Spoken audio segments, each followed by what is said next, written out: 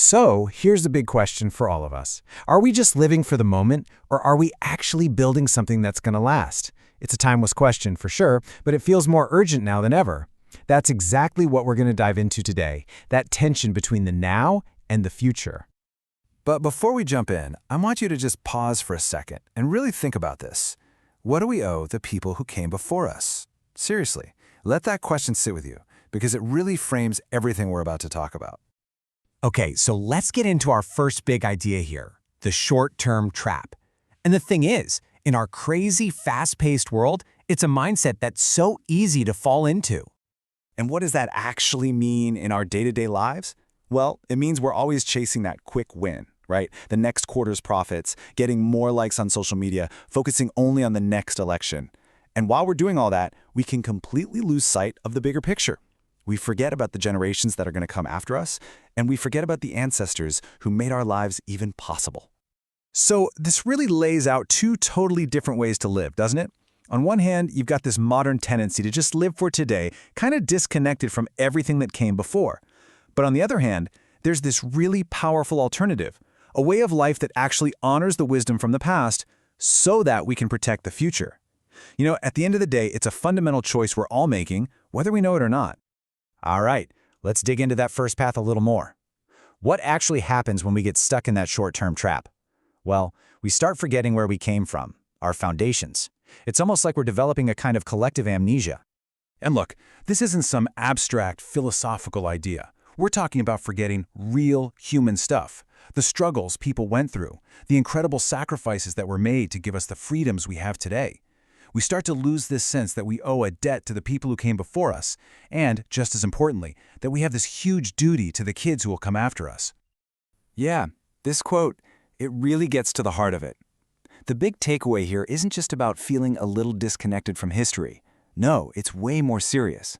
It's about the very real risk of losing the things that history gave us, all because we forgot what they cost.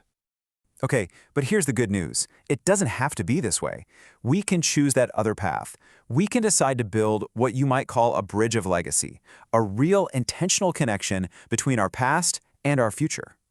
The magic word for this is continuity. And I want you to notice something here. This isn't just about passively remembering old stories. It's a practice. It's got two active parts, looking back with genuine honor and then looking forward with a real sense of responsibility, of protection. It's something you have to choose to do. This right here, this is the big mental shift. Are we an island, all alone and kind of vulnerable, or are we a link in a much longer chain? When you see yourself as a link, you can draw strength from the past and you become the strength for the future. You become part of something so much bigger, so much stronger, and something that's built to last. All right, I know what you're thinking. This all sounds great in theory, but how do we actually do it, like in our real lives? Well, one incredibly powerful way to start is by practicing something called historical gratitude. And historical gratitude is pretty much what it sounds like. It's the conscious act of looking back and just saying, thank you. It's about truly getting that we didn't just pop up out of thin air. We are literally standing on the shoulders of giants. And I'm not just talking about the famous ones you read about in history books. And you can start right now. Here are 3 super simple, practical steps. First, honor your ancestors. Just take a moment to acknowledge the incredible, unbroken line of people that led directly to you. Second, honor your mentors. Think about the teachers, the coaches, the bosses who guided you and shaped who you are. And third, and this one's huge, honor the foundation layers. I'm talking about the countless anonymous people who built the roads you drive on, who invented the tech you use, who fought for the rights that make your life possible today.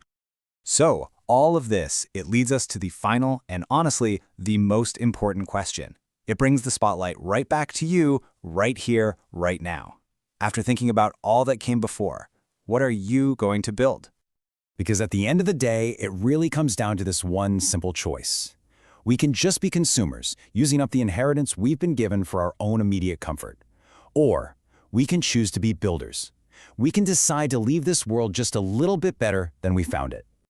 So, I'm going to leave you with this final thought. You are a link in that chain. You are standing on the shoulders of generations. So, what will your legacy be? What's the story that future generations are going to tell about you?